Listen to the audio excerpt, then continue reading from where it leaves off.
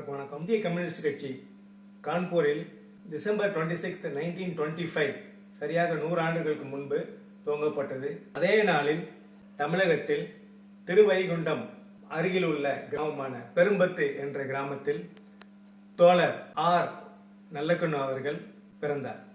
நல்லக்கண்ணு அவர்கள் மிக சிறந்த போராட்டத்துக்கும் மிக சிறந்த தியாகத்துக்கும் எடுத்துக்காட்டாக விளங்குபவர்.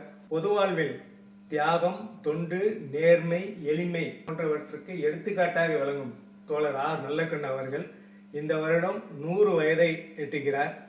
பொது வாழ்வில் இந்த குவாலிட்டிஸ் எல்லாம் அரிதாகி வரும் இந்த காலகட்டத்தில் அவர் மிக சிறந்த தலைவராக, ஒரு கலைஞரை விளக்கமாக இருக்கிறார். இந்த மாமனிதர் வாழும் காலத்திலே நாமும் வாழ்கிறோம் என்பதே நமக்கு மிக சிறந்த பெருமை.